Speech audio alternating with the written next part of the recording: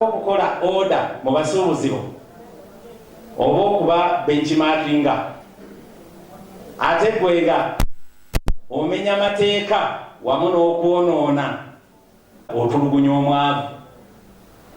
Mu ngeri emu ne nkugamba nti gavumenti tetuli mu kulwana nayo naye tugirabye naddala local government mu cities and municipalities nga bamenya ebintu by'abantu wamu n'okukwata abantu abakolera ku nguudo n'abatambuza ebintu babakwata ne bamaama abo abayokya kasooli ekiro abatunda emmere y'ekiro batukwasa ennaku ne bataata nga eddembe lyabwe livayoletingiddwa mwe babadde bajja ka school fees k'abaana tekalabika. Kati buli lw'omalawo omulimu ogwo gwe golabanga ogw'okuzannya oba osaanyizaawo family. We see part munzikirize bannange. Does your proposal fit in the KCCA master plan of this new city? Automatically it will fit because we are the traders of Uganda and we are the ones who pays tax. Have you the stakeholders from KCCA about this new proposal? Automatically we are going to engage the concerned offices. That one don't ask any question because everyone knows everything here. Temubuuza kirala mbakakasa nti buli muntu yenna ali wano akimanyi bulungi nti bino bye tukola gavumenti erina kubikiririzawo kubanga ffe tugiwa akantu keteeka mu nsawo ne kayamba abakozi baayo. Embeera y'obufuzi ekali nnungi tosobola kwawula byabufuzi na busuubuzi. Obusuubuzi obutereire n'embeera y'obufuzi ekoze eki etereire. Abantu bali kwa pulezidenti abakuweri baakuwa obululu okalina kulayira balikulira. Nze nga mwenyeza alikwogera nze ekitiko nanone akalulu mu musana abona yakwati kunone nga akalulu jangu alikidi omusana gwatokya olwaliro kalina kulayira abantu balikokoba buli twategeera bakulimba buli himbe atukuwa obululu omwana okugobe mu nsi yaife pulezidenti ekintu ekyo kiringemu ifo twakunoneza obululu balituvuma ebifumo bingi balitukuba nti mwatulyamu olukwe tukukuotwa obululu male kutuboniyagonie. Ndini business eyiganga ndini business musita abantu musita balikoba solo ya gavumenti ezo sente za mugagga nanyini kifo. Tusaba gavumenti bwebe kyagenda maaso ne trade order eno ebeerenga esala amagezi oba yo yennyini eyogereniganye n'abaki n'abagagga bananyini ttaka so n'omuntu w'owansi gwe basaba 3,000 olunaku gwe basaba 2,000 buli luki buli lunaku. Ezo sente nyingi nnyo ku bizinesi 750 mbabuulidde nti nga 450 zigenda okuddamu zikole naye nga mu katale ka gavumenti akekyotya central market twasobodde kuteekamu abasuubuzi 720 bokka nga tugenze tukufunza emidaala oli abadde n'omudaala gwa fuuti 5 netumugamba asigaze fuuti 4 netunyigamu abasuubuzi 720 abo bagenda kusigala nga bakolanga bannaabwe abasigadde abali mu bina bo ne tubasindika mu bagagga mu bifo by'abagagga eyo gye banyonyoontibwa wakati w'2,000 ne3,000 era tulina okutusuubira nti mu bbanga lya myezi nga3 bizinesi ezo ezaali 750 zijja kuba zisigadde bizinesi nga 2,000 byokka esobola okusavayivinga. Kati gwe gavumenti ayagala omusolo bw'obadde osolooza omusolo ku bantu 750 n'osigaza abantu 2 diwa osinga okufuna. Tusaba gavumenti erengere ensonga eno ejjeetaasa abasuubuzi kuba zino nasale ate ze ziriikiriza bano abali luddawa abali waggulu. Mabega w'ekizimbe kyange ne batugamba bagenda kusaawo containers. Nawandiika ebbaluwa ne mbagamba bwe mba mwagoma containers mu kibuga ekyo sikikkiriza era balandlords bonna baasayininga. Kanzire ku nsonga ya trade order. Ekizibu ekisookera ddala nti ffe ng'abasuubuzi ensonga ya trade order yayisibwa mu parliament naye tebatusomesa. Unfortunately nti abaali badde batusomesa ate nabo bagikwata bubi. Trade order tetegeeza kumenya mayumba, etegeeza kussa obusuubuzi ne order okugeza kye baalisookeddeko. Baali badde bagamba nti twagala commodities ne bweti zibeere ku street bweti. emisolo etwasasulira trading license benyini abagamba ate wano baawo ate nga ku sente zaffe kwe batudde. Lwaki mutusasuza trading license ng'ate mumanyi nti tuli mu kifo kikyamu?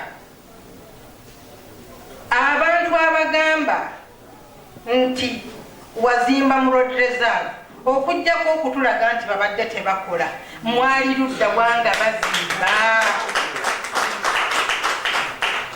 Mbakakasa abasuubuzi bannange tikyannaku abantu abaleese this order bebagamba nti they are implementing trade order baali badde batugamba nti kaakati wano genda tetwagalawo menya otereezeewo, but they have brought this order ekibuga kyonna ebibuga byonna bitadde this order kuba bo bamenya ne babirekawo ne bagenda. If you don't have the capacity, nkidda mu Luganda, bw'oba toyina busobozi kutereeza kibuga tomenya. Gamba nze mukamaawo omusuubuzi nannyini sente nannyini creatinga kibuga ngamba nti mukama wange tereeza wano nja kikola without the station. Abantu bano omenya otya ate n'oleka n'ebitafaani n'oleka ng'omenye n'ebisenge. Bw'otunuulira clips obumu bwe tusharinga ku WhatsApp on social media and other platforms bulaga abantu nga batemera ddala ku lubalaza. Nze ng'omusuubuzi apart from the city ffe mu bibuga ebyaffe ng'emubende tetupangisa mabalaza. Nze bwe mba nina edduuka ndikozesa okuva wabweru munda paka wabweru, sirina bwe mpangisa, tetulinga mu bibuga ebirala. Naye bw'ojja n'otematema n'ebiri ku kisenge wasaako mmeka okuzimbaawo n'olekanga wonna okyakuwazzaawo. It would have been better bw'oba omanyi nti olina obusobozi obulongoosaawo jangu omenye. Naye gavumenti nze mbakubira omulanga nga bwe mutalina busobozi bulongoosa, mutusabe ffe banannyini bizimbe, mutugambe, mutuwandiikire by the way, kuba okuratinga ekibuga nakyo si kintu kitono. Tuzimbye amayumba ne tugafuula ebibuga. Abantu abasisa amateeka mu nkola tebalinaamu wadde kalooka kubwe kati. I'm sorry to say this. Most of them. Okuzimba ennyumba amateeka gye baleese tegajja kuleka bibuga wansi. Ngenda kwogerako ku nsonga ya revenue katono. Nali ntambula mu basuubuzi nga baagala kwekalakaasa olw'okubabinika omusolo okusussa obunene. Omuntu yasasulanga emitwalo 20 kati twagala $3 million. So okukakkanya omuliro kuba sikiriziganya na kyakwekalakaasa, nzikiriziganya nnyo ne dialogue. Ate totta kibe nga tonna kikenena ndusu, sooka oyite mu procedures, bwe bagaana look for plan B.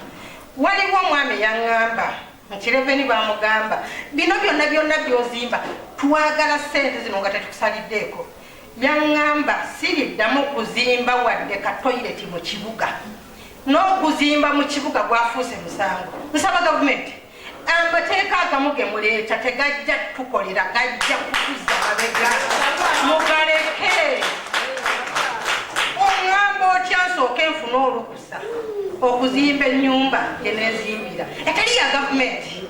Ebintu ebimu bwe tuba twagala kukulaakulana babise bali amateeka agamu tebajja kukola. Ŋŋamba nti zimba bwoti, zimbisa material bwati, zimbisa kino kibeere nga kiri ku standard, not okuŋŋamba nti kaakati omala kunfuna olukusa ng'omuntu akugamba nti ennyumba yo togiyingira nga tazimbangako wadde katoyireti ng'ali mu mpande.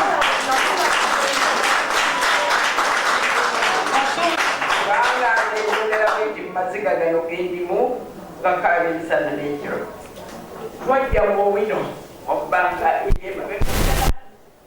netubeera nga tukola pulaani yaffe, netubeera nga tuzimba ekizimbe kitaliko kugamba nti twakikukunula kukomezi mu kintu kyetwazimba tozimba, naye twatuukako ekizibu ne bajja ne basooka bamala okujja okuziba emyala gyonna, netusooka tumala okuyingirirwa amazzi gonna nekwedi byonna emmotoka bazikundizisa bwe baziteekanga mu bijja ne babeera nga bazaalika, ekyatwala sente ekizibu.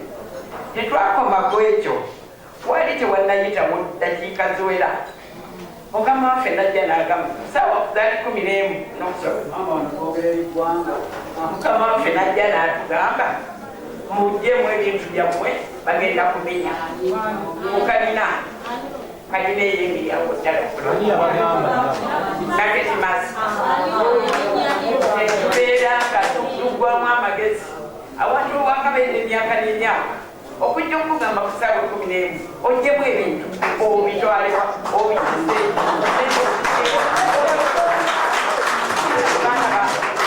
gemaziga simanyi mukama bwalanga nazo ndi musaala musabi nnyo negerera nnyo mukama nsaba mukama abaddiremu abantu abo bamanye nti ddala buli muntu yenna alina obwetaavu toyire ekyoki obeera nga tonnagizimba wali wakawuwo babeera nga bagamba toyire naye tendereza tetulina na toyireti kali webuli naye bagimenya netanga yaako tetulina wetulaga mu produce wali tewali weyija obuyinza mukama wange obuyinza ng'ate kuliko n'abekyebbiri sigamba nti tewali ebintu byetwalinamu byonna kasitoga byonna omyayi wa kampala yasigala nga mwavu era bwalisigala mukama waffe yebazimenye baana bange